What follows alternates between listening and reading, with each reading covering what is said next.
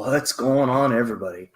So this week, I did have a car builder on for this week, but he had a schedule conflict, so I was able to get Micheal Wheaton to come on. Moved him up a week. Micheal Wheaton is a shipbuilder that does a lot of like sailboats. I believe. We're gonna find out for sure, but. All right, I'm gonna bring him on, and we'll have a fun little time. How you doing? What's going on, man? Not much. Nice Sunday afternoon. Yeah, it's it was nice yesterday here, but today it's been raining. Let's go back to this view. I like this view better. So how's it been going? How long you been doing the hobby? Since I was a little kid, probably 5 or 6 in the 50s. I grew up in an orphanage in Louisiana. So the local stores used to give all the toys to the orphanage. It was very well supported. And so we got these models, cars and airplanes and a few ships. Well, all the big kids, they grabbed up the cars and the airplanes. They left us little ones with what was left over. And I got into ships. One reason is I used to read all the Horatio Hornblower series. What was that? Horatio Hornblower, it was written in probably in the 30s and 40s about a midshipman in the Royal Navy. It's a series of books. Oh, okay. C.F. Forster wrote it. So we had a very extensive library in the orphanage. So I used to read all that stuff, and Nancy Drew and the Hardy Boys, all those books. And so I got involved in the sailing ships. I love those. So I used to build those. And then when I took off when I was about 13, went to California, I learned how to sail there. Just little small hobby crafts and stuff like that, And then I sailed, after I joined the Marine Corps, I would always sail, up and down the coast and here. A few times I bought a couple of boats over my lifespan, and I always near water. So basically, just kind of progressed, and I always did sailing ships. The old Pyro ones, the old Revell, the monograms, the Constitution, the big 196 scale ships. I did those, and not very good, I don't think. I did all the simplified rigging. It wasn't until I got a little older, after Vietnam, I bought a bunch of books. Then my technique got a little bit better. So I'm always learning. So that's how I got into sailing ships. I've done other stuff. I've done, I'm working on the Sea over here somewhere. Those kind of things. I buy some models, but with the hope of building them like we all do. However, it sits downstairs. It's always the ships that bring me in. And then it wasn't until I got really, really deep into it, I got transferred to Lejeune, North Carolina. And I joined the IPMS club in Raleigh, North Carolina. So fill in the blank, because I don't know what branch of the military you were in. Oh, but they may not know that. Okay, I joined. I ran away when I was 13 from the orphanage and a half. Went to California, and then at 17, I joined the Marine Corps.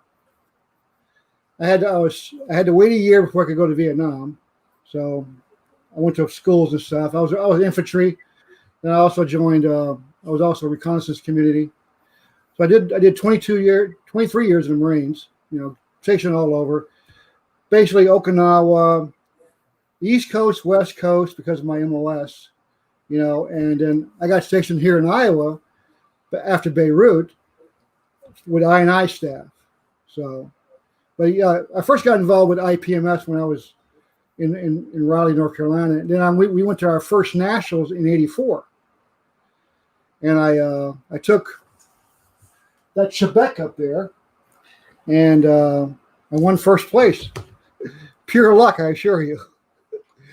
Well, yeah, I like that boat behind you. That's turning out really cool. Yeah, so I can see why you got first. What's I mean, what I can see it, but what was funny was we walked up to the door, me and my wife, and the guy told me, "Sir, you can't have wood. We don't accept wooden boats here." And I was just developing my technique of making plastic look like wood using oil paints. So I go, well, this is really plastic. It's a Amaya Quebec. I just paint it like wood. He goes, whoops. So I figured I had a good technique going, and I pretty much went over the years. I've improved it. Actually, it came out of an article I read in the Revell Master Modelers Club. One of their issues, they showed how to make spars look like wood, and basically you take. Okay, I found this on the web for how do you make Sorry, let me turn this off. Got to be careful with that. Yeah, let me turn it off. Okay, so it showed you take some yellow oil paint, burnt umber, burnt raw sienna, or whatever, and you just twist it, right?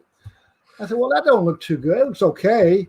So I tried using just the yellow, let it dry for about 2 weeks, 3 weeks, and staining it with different oil paints. And that came out pretty good. So I've since developed pretty much a good technique on how to do it. Came out fairly well. I mean, even from here, that boat behind you is plastic, right? It's not wood, right? Yes. Yeah. Yeah, that's plastic. That's from here, it don't look like it's plastic. It looks like it's a wood ship. You want to see how I do it? I have a little. Hold on a minute. Oh, hell yeah.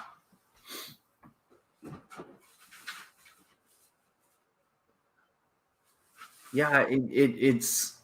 I did a seminar at the Nationals one year where I worked with Dave Lockhart. He's the regional one of the regional managers. So basically, what you do is, let me throw this away real fast. I didn't know this was coming out. Okay, I take a model. This is the Revell, not the Revell. This is the Heller, Santa Maria. Okay, and the Nina and the Pinta, the three ones. I paint it flat white. I use Tamiya white, figure paint white, because it's a lacquer, and nothing affects that pretty much once it dries. Once I do that, I take cadmium yellow, or a shade of it. I've been using Naples yellow lately, but cadmium yellow is an oil paint. Now it takes about a month to dry, sometimes 3 weeks. Okay, and then let's see, I go over it with burnt umber oil paints. Okay, I use that, and I just basically what that does is that gives me the seams, and between the planks, the dark color, Then I let it dry for about a week because it's a thin layer. I smash it all on, then I wipe it off and Q-tip it, and then I kind of go into with shadows and stuff. So that comes out pretty good. Then I take this burnt sienna, and that stuff gives it a wood tone. Because what they did in those days, they didn't use paint a lot because a lot of the paint was very heavy and very expensive. Yeah. So unless you were a royal ship, your ship wasn't painted a lot. So they used to put tar and spar varnish all over everything, and I gave it a dirty. After a while, it just kind of got a little darker because of the dirt. I do that first, and that comes out giving a wood tone look I want. Then I go in with shadows and just weather it a little bit. It takes a while, and then at the end, I add the colors. And, now, what do you mean? The color you want, or the color? Some ships like this one here, I added green, red, and blue. Okay, the royal colors pretty much, and so I would paint those in, then I wipe it away a little bit to show wear. So that's an oil paint too. That's all. This is Sometimes they use oils, sometimes they use acrylics. Oh, okay. I never use enamels. They're hard to get off. And then for sailing ships back in 1600s, 1700s, I watched a video one time of a little 11-year-old boy putting barnacles on a submarine. I said I could do that I did that technique on this. You paint your tallow hull color, and you brush on a light coat of white glue, watered down really good. And then what you do is basically sprinkle salt, rock salt, or kosher salt all over it. And I grind my own too sometimes to get it smaller. Put that on there, let it dry. I go over it with clear coat. Then I paint another coat of the tallow color on it. And basically, I just go in and highlight the greens. Because, barnacles are not one color. They're like blues and greens and yellows because of the little growth on them, And they get that fade from the water, salt water, right? Yeah, right. So I do that, and that comes out pretty good. And clear coat it again, and then you have an old-time ship that looks, old. And I don't do, some guys who do wooden ships, they have to have everything perfect, right? As far as the finish. I don't do perfect ships. I do like they're real, Some people say they're like pieces of art. I'm not sure about that part, but I make them look like they're real ships, not a piece of wooden, not a pretty ship. Because if you've ever been around a marina or been over to Europe and stuff, and you see some of these old ships that's been abandoned, they don't do it very well. They have growth on them. They get dirty and stuff. So yeah, that's my technique of doing that. And it didn't come right away. I mean, I took years to figure it out. Now on a deck, everybody buys these decks from for their powered ships, which is great. But why spend the money on a wooden deck for a plastic ship, old timey ship? Just paint it flat white, and then go over it with burnt umber, or paint it pale yellow if you want to look like old oak, and then just go over it with burnt umber, wash it off, wear it off, and there you got a wooden deck that looks pretty realistic. Because those decks weren't very clean, except in the Royal Navy. Every morning they would go out and holystone their decks with pumice stones, so they were almost like white, So that's how I do my technique, and it's not anybody can do it. I mean, I'm no expert, but it's worked for me. No, and you can even see the progress in between each step too, right? Which is really cool. Yeah. I did a seminar at the Nationals in Phoenix, I believe, for that. Now, it came out pretty good. Everybody attends the when you have a class at the Nationals for sailing ships, everybody shows up. However, very few people do them. I wish more people would do a ship, but the rigging scares them. That's what the big problem is. They're the rigging is too hard. No, it's not. You can either simplify rig a ship, according to the directions if you want, or you can sit there and buy a bunch of books like I did and go stupid on it. And then, you spend 18 hours on a bowsprit rigging it, So we'll get into the rigging part of it. But so why isn't there more ship models? Because you go to the Hobby Lobby or even you look online, there's not many different versions, right? No, there's not. There you have the Constitution always, by Revell. Monogram back in the day was pretty big on sailing ships, and so was Revell. But nobody's put out a sailing ship in the last 20 years other than Zvezda. Then when Zvezda did theirs, Revell jumped on that real fast. I'm not sure. I think it's just the perception that they're hard to do. And and they are hard to do. I will say this: it takes you a long time to do a sailing ship, whereas you can do an airplane in a weekend. You really can't rig a ship, even a small one, in a weekend. It's kind of hard to do. But and I don't know why. I mean, everybody I've talked to said, "Well, it's just too hard, too hard." Oh, hey, but they'll bring a tank with they spend hours and hours and days and weeks and months on, but they're afraid to do a ship. I wish they would do more. So yeah, I mean it's crazy what the little details are on a ship, right? But then once you kind of peel back the layers, it doesn't really seem that hard. It's just, well, tell you what example. Each one of these cannons on here, and carriages, I have 27 pieces of PE on there, and that's PE I made. Well, what I do is I go to, like, when I went with the Nationals, I'll find like PE for tanks, and I'll buy that PE. I do 2 or 3 different PE sheets in there, and I'll use those to make pieces that I need for my ship. Because no one makes PE for a ship other than that guy over in what is it? Oh, Germany, who made the PE for the HMS Victory. but that's because he's doing the stuff for the Revell kits, right? Huh? That's because he's doing the stuff for the Revell kits, right?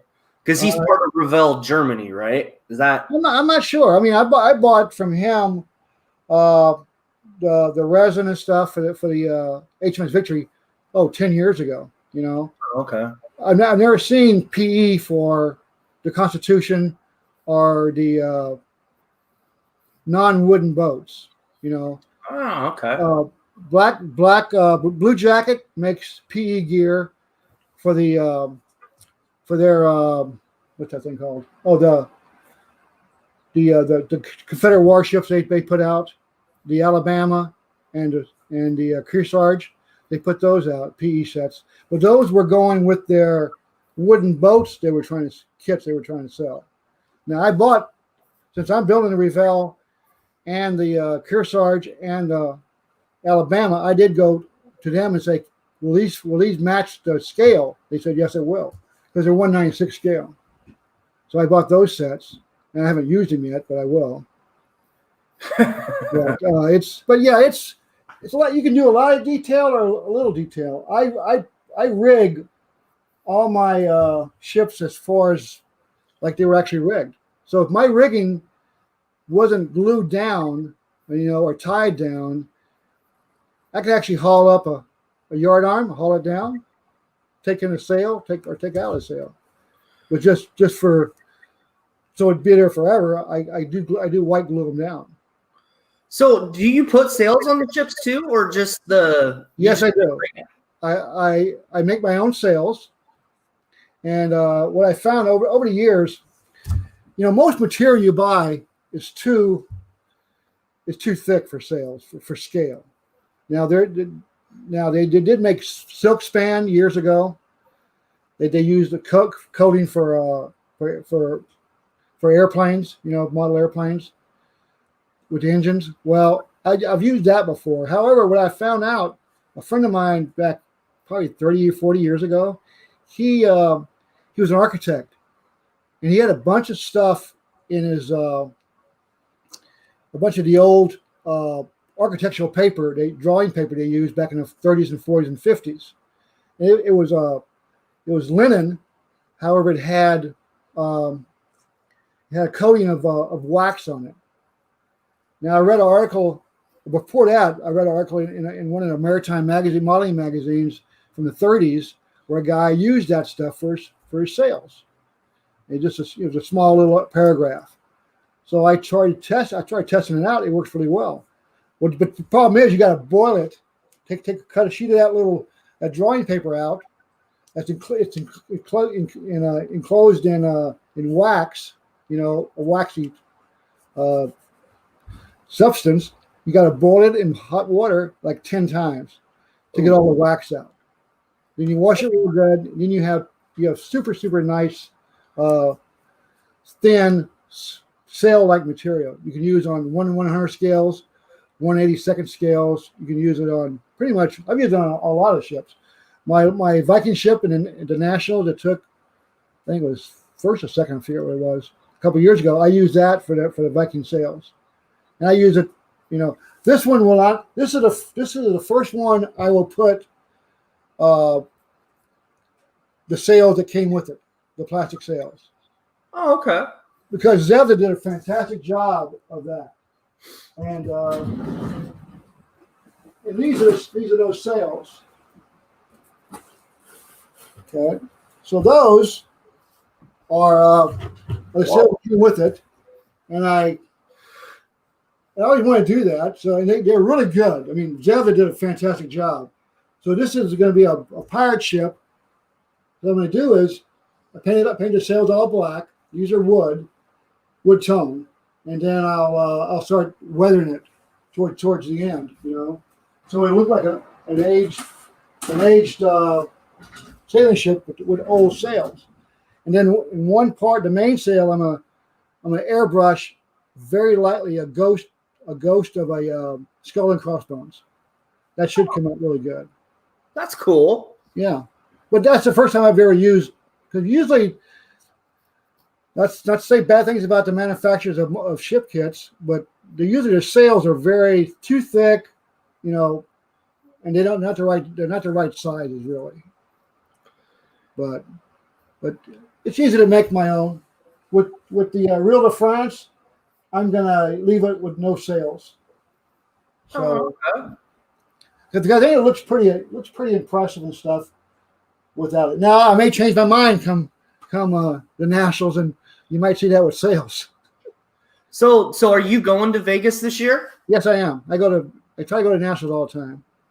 No, that's cool. I've never been to Nationals. I've been to an IPMS show, but I've never been to a national show. It doesn't get this year. It's in Vegas, so that's probably about as close as it's going to get to me. Well, you know what? It's going to be very, very big because they had to open up the hotel to more rooms, because here we've been a year without contest. So I think everybody who can show up will show up. And this is the first year I didn't have to choose between the Sturgis or the Nationals.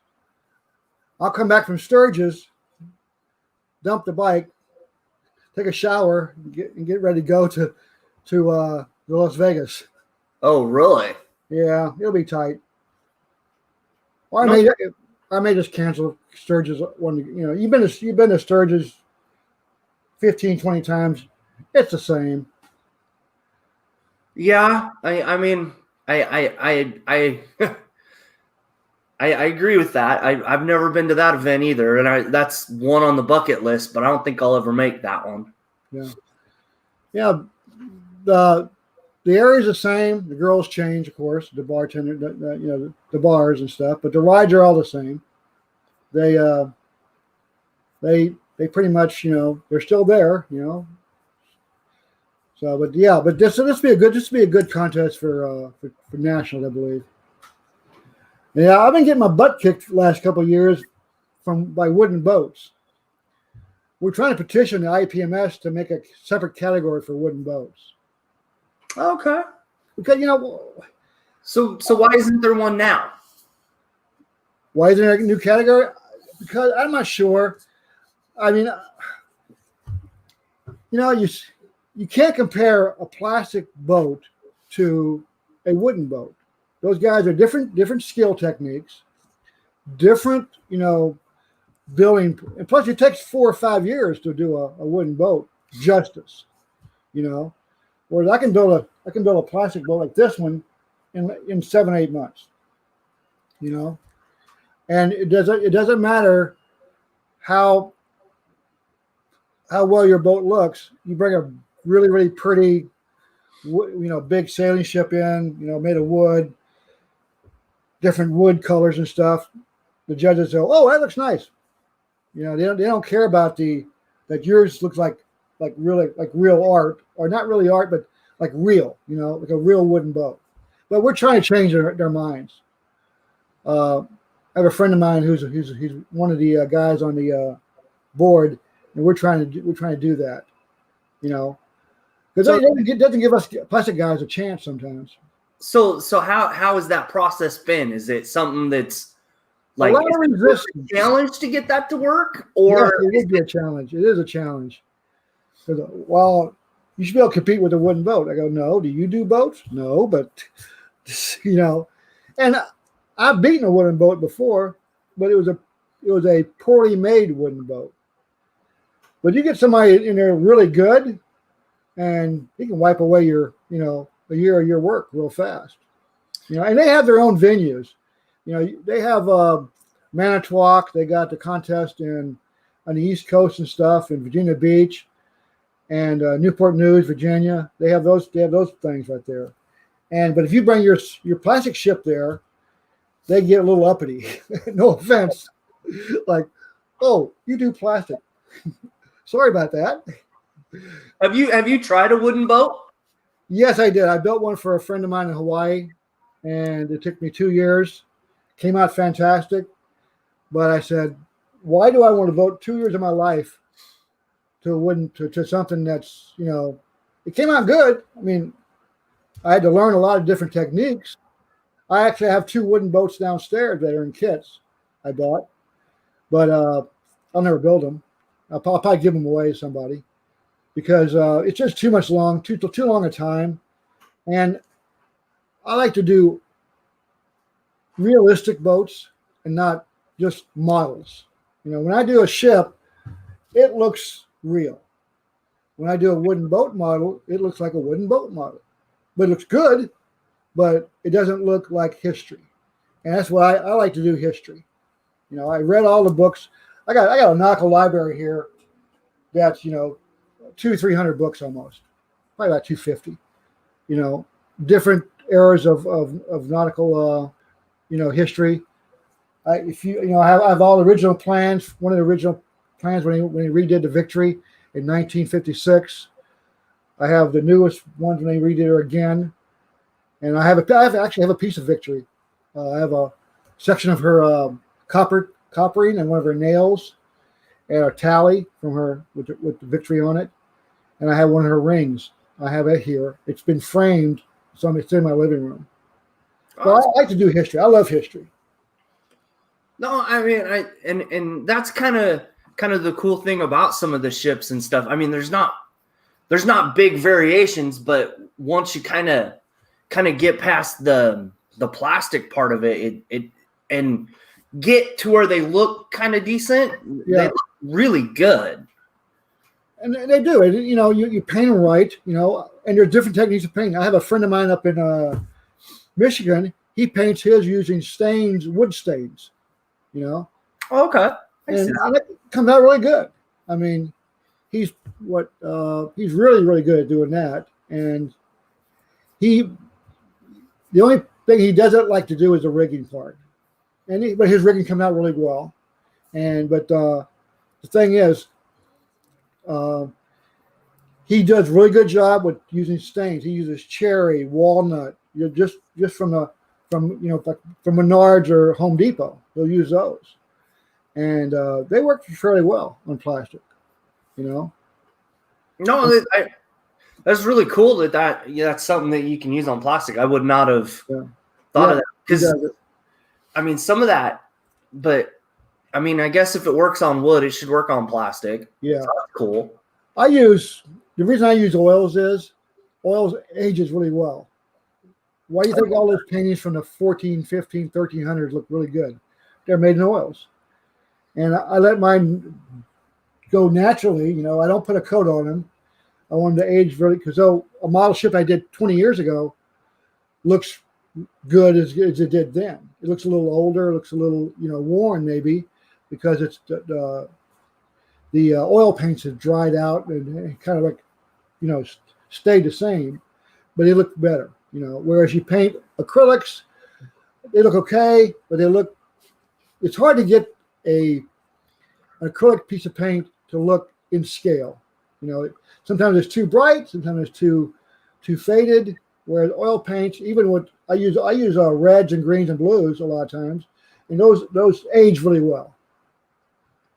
So I like oils. And no reason that one article I did, I read out of that Revell Master Modelers magazine, in 1970 something.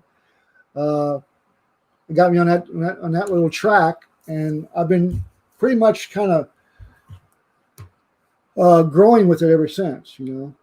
Nobody ever knows anything. Nobody knows everything about model ships or model cars, or you always learn a different technique, whatever. Yeah, I mean and the one thing I will add is each person has a different way of doing it. Right, you're right. Differently in their head. Right, and because each one of us are artists in itself, Yeah. What you do, what Joe does, what Gil does, I've seen his stuff up close in Chicago. The man's a friggin' artist. Yep. You can't beat that. He'll be, he'll go, oh no, I'm okay. I'm just learning. No, dude, you got there. I mean, he is a really good one. He layers his colors. If they look deep when you look into one of his swords or whatever, or one of his vest, or what he does. His dragons look fantastic. You see the shimmering behind the colors. I mean, he does really well. Plus, his figures look fantastic. And I mean, that's the cool thing about the hobby is there's so many different genres like ships, and then you go from ships to military boats to tanks to aircrafts to cars to figure painting. Right. And it all can kind of blend together if or not, it just. I mean, well, I could put figures on my ships. That encompasses having to paint a figure, which is a different technique you learn from building your boat, And it's a good hobby. Plus, it keeps you out of the bars. Well, sometimes, yeah. Sometimes, but yeah. And plus, when my wife was alive, she knew where I was at on a Saturday night, right in here, working on a ship. Plus, it relaxes me. I was a cop for 22 years. I come home after a third shift or whatever, a lot of fighting, whatever, all night long. The stress levels was like up to level. You need to become an alcoholic because a lot of guys going, we're going for beers at the bar. I go, well, I'm going home. Stop for one beer, go home, work on my ship for a couple hours, get some sleep, go back to work again. Because it kind of de-stresses you. Yeah. It makes your mind concentrate on something other than what happened 5 hours ago, And that's true with all the hobby. Yeah. It's such a de-stressor. Yeah. It helps me out a lot. I mean, I can sit here and rig a bowsprit or something and just sit there for hours. And all of a sudden I look up and go, I'm kind of hungry. It's been like 6 hours since I've been in here, but just time flies. So that's why I do ships. They're fun. Plus, I'm fairly good at it. Whereas with airplanes and cars, not so much good.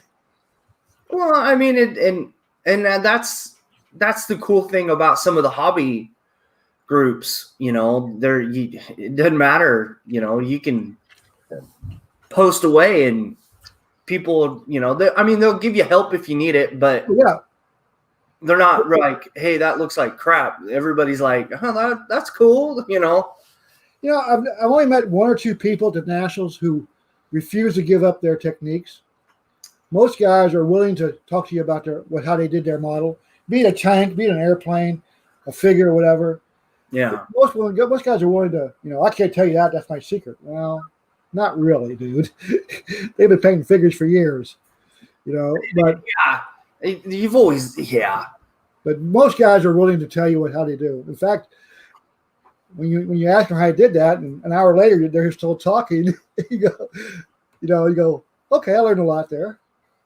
It's a good hobby.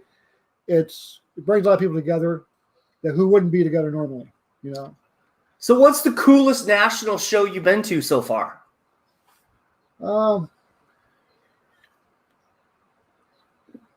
Well, probably, I think I liked Albuquerque.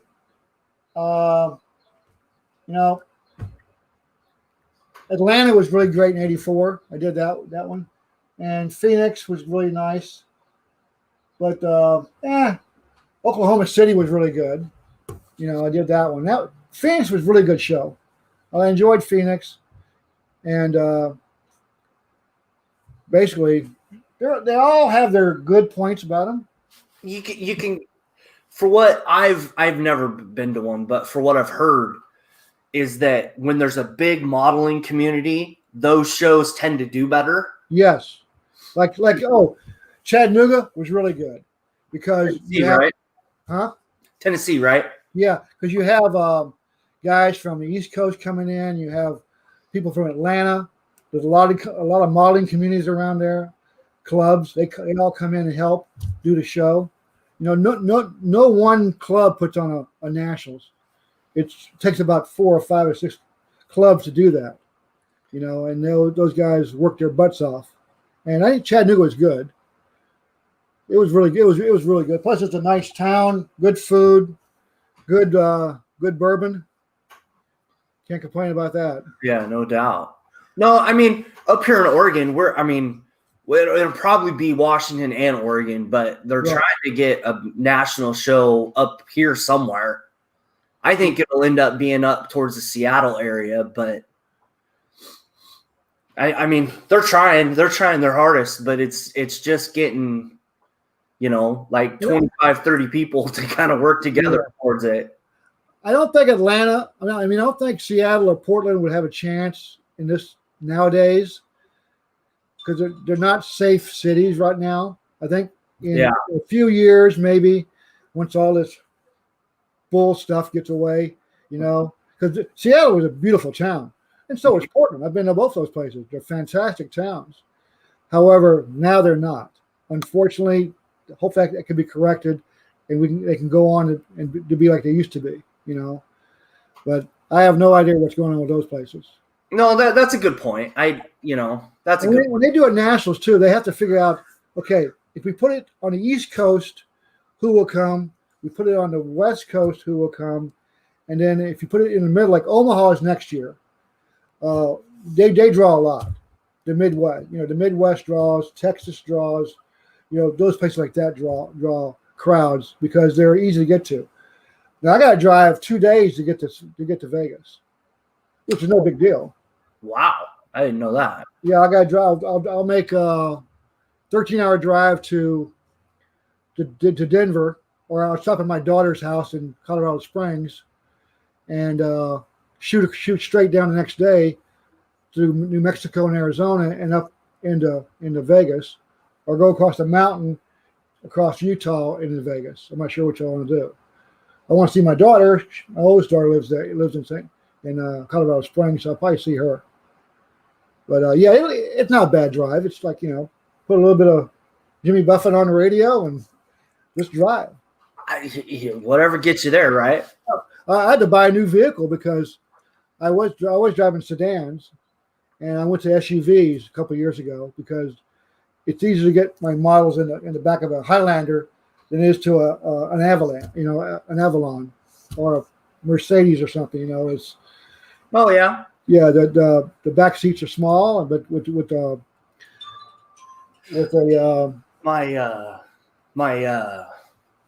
my 3D printed robot that I've been working on. Yeah, I understand that because I've got a tiny little. It's 4 doors, but it's just like a little Chevy Spark. So it'll be in the passenger seat by itself, probably buckled in. Yeah. Well, my Highlander, I brought 3 ships to Phoenix a couple of years ago when we had it, And those were, that was what, 09 or 19? 2019. And I was able to get 3 ships in the back of my Highlander. Big ones too. They weren't small ships. And they worked out pretty well. So, no, that's awesome. So you're what, kind of East Coast, right? No, I'm in Iowa. Iowa. Okay, so you're kind of the Midwest. So how is the hobby in your area? We have a club down in Cedar Rapids, the Lippich Club. Alexander Lippich. He was he's one of the designers, German designers for the Comet 262. So that club's been there for a lot of years. We have about maybe 35 members. We have our own contest every year, and we got our club member. We get there are about 25 people there every time we have a meeting, which is pretty good. It's well supported. And I have guys here who live in Waterloo. And one guy lives in Cedar Falls, and with me, and we support the modeling community pretty well. I mean, we work with Hobbytown. We have their contest. We sponsor sometimes, and it's not a lot of people building ships, but you don't see them advertised. But like my plumber came in one day, and he saw some of my model ships downstairs. He goes, "Oh, those are great. I do modeling too." I gave him my card, and I go, "Oh, yeah, I didn't know people around here did that." Yep, they do. But it's okay. I have to travel, 45 minutes for a club meeting, which is no big deal. My buddy I go with, I've known him since the 80s, and we're both getting old. He's 72. I'm hitting 70 in June, and we're getting a little older. But we're bringing new kids to our club. We had 3-4 new ones come this summer, before the pandemic, and they're like 13, 14, 15. Some are 19. But they do different. They do those mechanical figures, Like the Warhammer stuff? Warhammer stuff. They also do the ones that move and turn it, like Transformers. Oh, the Gundam. Yeah, they do all that stuff, and they do really good. And we don't yell at them for going, well, you don't do airplanes. No, they do what they want to do, and that's fine with us. As long as the community, as long as our club grows a little bit, as we die off, more guys are coming in. That's what you want. Yeah, and the crazy part is, it seems like the whole hobby is shifting to the tabletop industry. Yeah, you know what I mean. Like, and it's not bad. And the tabletop stuff has got a little more of a social aspect to it. Right. So I get why the kids are wanting to do that kind of stuff. Yeah, we played at what's that game with the little airplanes? I forget the name of it right now. Aerodynamic or whatever. Yeah, it's with the little where you're fighting against different airplanes in World War One. Yeah. I know what you're talking about. It's a tabletop game. Yeah, we play that. When we get together, we play that. Like once a month, we'll go there and play that game, because I live up in Cedar Falls, and where those guys live 45 minutes away. So yeah, but as long as somebody's modeling something, plus, if you go to shows, there's still a lot of tanks, still a lot of airplanes. There's a reason why Nationals has to split all their airplanes in different categories every year, because people just build, tons of different types of airplanes. You have pre-World War II, pre-World War I, post-World War I, post-World War II, Korea, Vietnam, Gulf War. You have all the different versions of airplanes people build, and there's still tons of them. The biggest thing we have at our shows are armor and airplanes, and you get but we also get a lot of figures. Those ones that are the new resin figures now are coming out. The ones that Mike puts out and stuff, those are being popular for the last year now. Well, yeah, because everybody's got a 3D printer, it seems like now. Yeah, it's true. I mean, and I've got to get mine up and going, but that's a different topic. I thought about it, but I got too much stuff going on with ships. I don't want to have to learn a new power curve, something new. Yeah. Or to make one little small part I want made. No, and that's, some of the cool things about modeling is it doesn't have to be just one genre. There's all kinds of different stuff you can get into.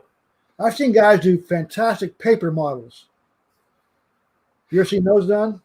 I seen Star Wars one, the one that has that like I can't think of the name, but it's the one that the white one that they that Luke. Oh, like the X-wing or something like that. No, it's the I can't think of the name, and I'll probably think of it as soon as we get off. Sure. But and it was really cool. I would not have thought it was paper. That's the other thing. Some of this. Yeah, I've even seen Legos at a show.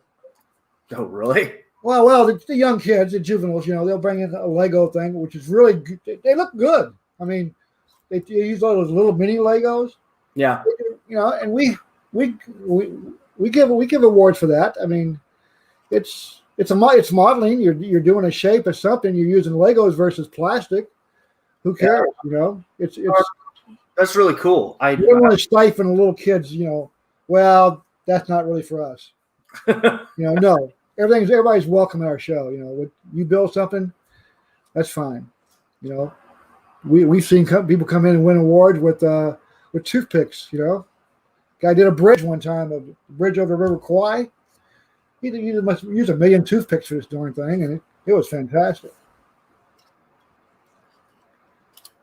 So, what's the next project you're gonna do? When I get back from the Nationals, I'll probably do the Victory.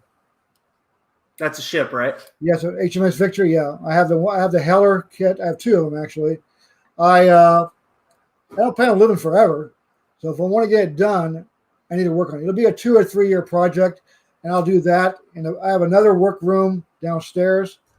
I'll use that for the Victory, and I'll build the other ships too. But hopefully by the Victory, I want the Victory done by Texas show, the show in Texas.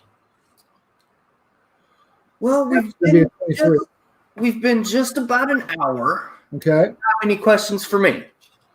Oh, not really. I do want to cover, I do my rigging, Okay. See those little pouches back there? Yeah. Well, before I do a model ship, I look at the design, see what I want to rig, what kind of rigging I want to do. Go to my history books and stuff, my manuals, and I will pre-rig everything I can pre-rig and do all the lines, do everything, but just got to add it to the model.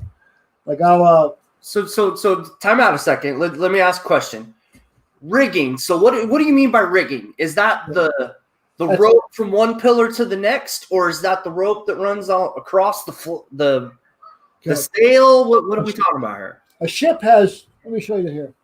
A ship has 2 types of rigging. Okay, standing rigging and running rigging. Okay, standing rigging is normally it's what supports the mast. Okay. It supports the bowsprit. It supports the upper works of the ship, and it ties that to the ship itself. So here we have this. This is the foremast. Okay, so we have running rigging. Standing rigging from here. It goes to the dead eyes. It wraps around the mast, and it supports the mast forward, backwards, and back and sideways. So this is the port side, starboard side. These here, can you see that one? No, you probably can't. Oh, there we go. There we go. This supports the bowsprit. You have bobstays here. You have a 4-mast, 4 preventer stay, and a forestay. Okay, and that supports the bowsprit up, down, and sideways. So it's stable. Now they shouldn't be really. Some people make them super tight. In real life, they're not super tight. They're tight, but they want to be able to give a little bit. Because as a ship goes on a starboard tack or a port tack, or the wind blows it, you don't want it to rip off everything.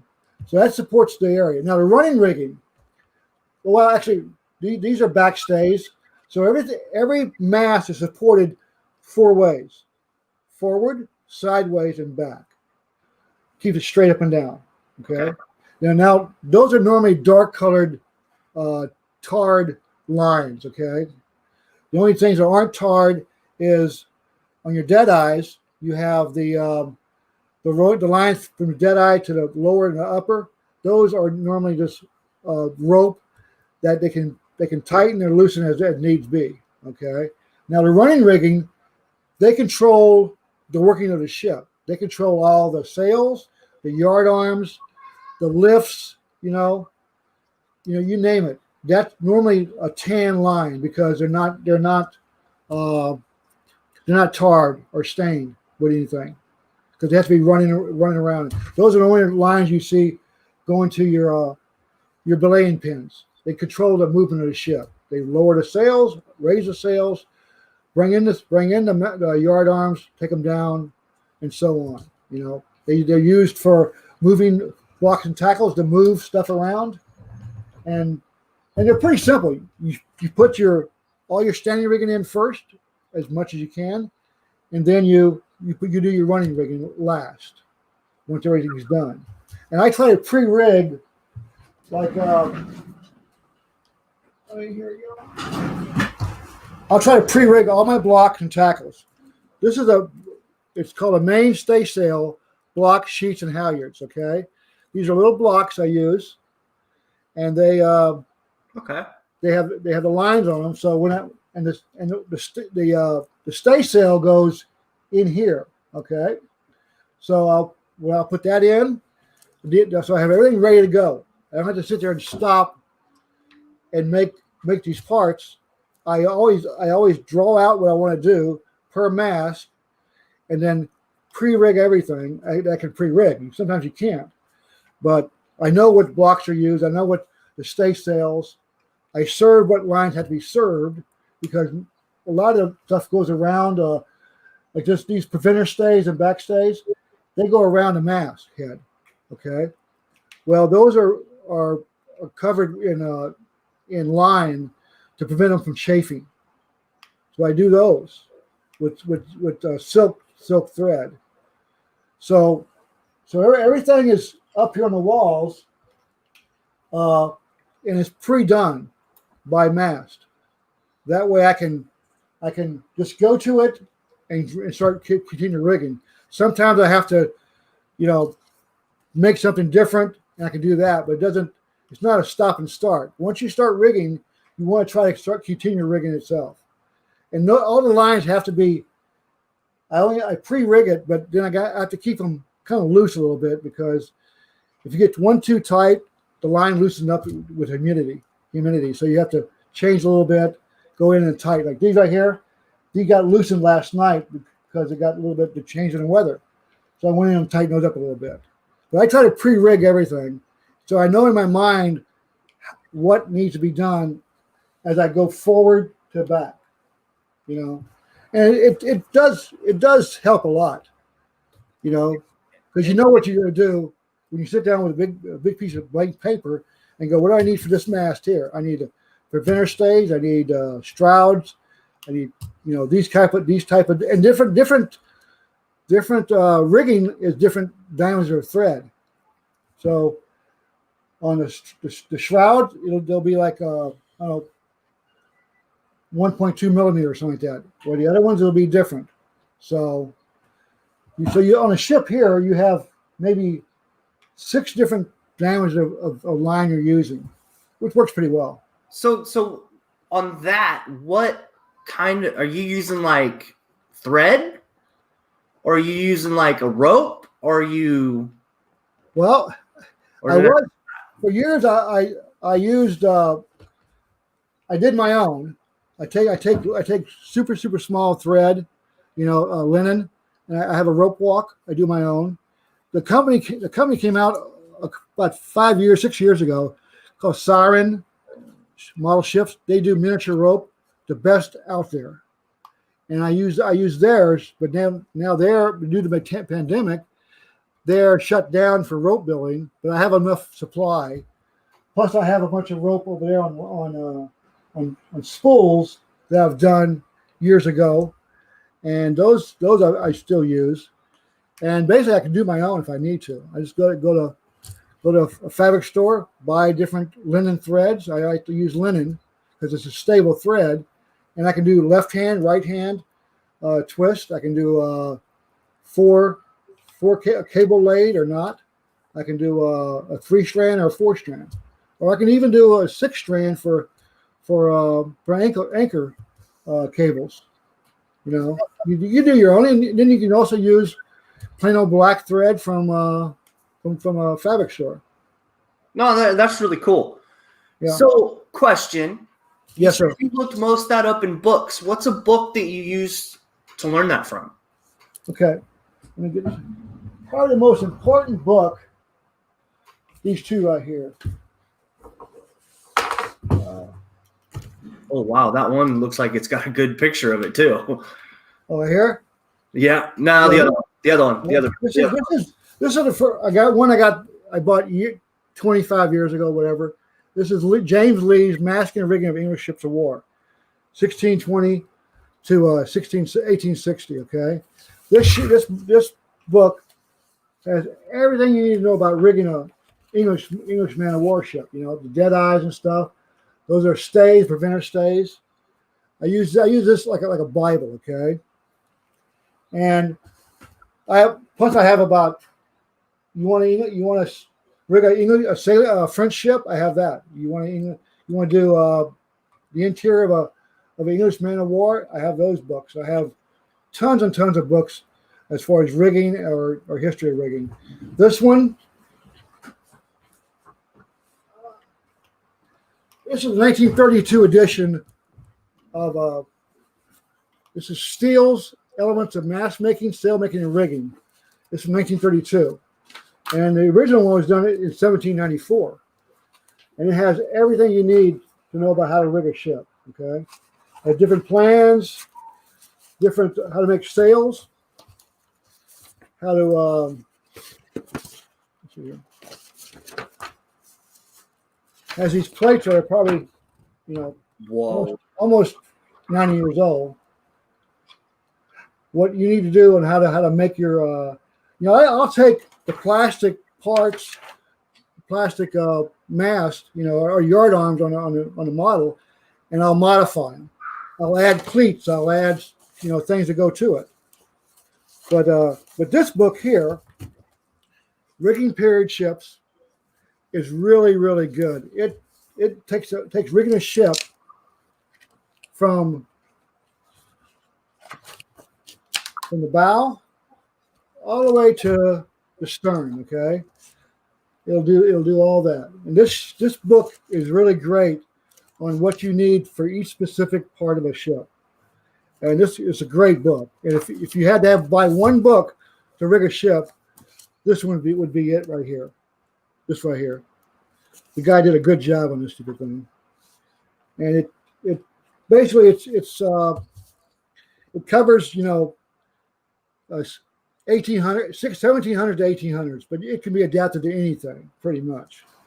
But Lee's is pretty good. I had that that's the first book I ever bought when I started doing ships, was Lee's. And basically when it comes to rigging, that's how, from that picture, that's all the rigging that there is on a mast, right? Pretty much, yeah. I mean, you have other stuff. You have if you want to haul up barrels from the hole, you have purchase blocks that way you can just run a rope through, bring it down, hook up to a tackle and pulley, and bring it up that way. Those guys who do those ships, who worked on the ships, were pretty handy as far as moving stuff around. You can move a cannon back to forward to aft, whatever, starboard, port. The ship, a sailing ship in those days was pretty much a live creature. It was always moving, always being changed. Well, and that's very, very true. I mean, and sometimes I wish, with the technology we have in films, they'd go back and document some of that stuff, to actually how it works, because there's a lot of them ships that are still up and running today. I mean, they might have new technology in them a little bit, but they still work like they did back then. Well, there was a big flux of movies in the 20s and 30s and 40s about pirates in the Caribbean, about different main characters like Errol Flynn played Captain Blood or whatever. Those ships they did were actual working models of real ships. I mean, they were made for the movies, but like the Bounty, when they did the Bounty, the newer one with Marlon Brando, that ship was still around. They built a great Bounty. However, because some guy got stupid and took it out in a hurricane, she's now lost. But they're like the Victory is still there. Mm-hmm. The Warrior is still there. The Cutty Sark is out there. The Constitution is here. And that's history right there in itself. They're rigged. They were rigged now what they were rigged in the old days. So and rigging a ship is fun. Very, very true. Very, very true. But all right, man. Well, we're just about in an hour. Okay. Is there anything else you want to cover? That's about it, really. Just build ships, man. Give me some competition out there, because I don't mind losing to if it's a better ship, Because you learn from a guy. I got my butt kicked years ago from a guy in Oklahoma, and I learned. We sat down that night, and I talked to him about 2 hours, and we discussed techniques and stuff, and I learned a lot from that guy, And it's fun to do. You shouldn't have to force yourself to go into a modeling room and work on your ship. To me, it's just part of my life. When I retired, I said I would do all I was going to do is modeling. Well, not really. Life gets in your way sometimes. But I try to spend at least a couple hours here a day, sometimes 4 or 5 hours in here every day doing something, with the ship. Prepping a model or a new model I might build.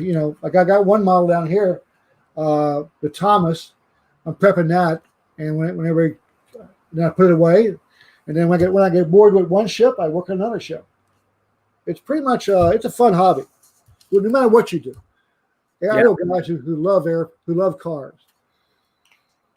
In my modeling club, the guy does he does all the detail of the engine and stuff, and he gets enjoyment of that. So basically, whatever you want to do, but have fun with it. And really, that's all that matters at the end of the day. It shouldn't be a job. It should be a hobby. Well, I kind of turned part of my hobby into a job, so that's not bad though. Maybe we'll see. I'm still learning at work, so as long as it's fun, that's what I do. Well, anyway, Michael, thank you for coming on this week. Thank you, sir. Appreciate it. And I will talk to you in a couple minutes offline. So that was Micheal Wheaton. I learned a lot from being I didn't really know that much about ships. So we learned quite a bit today. Hopefully everybody got something from this, and I will check you guys next week. Bye.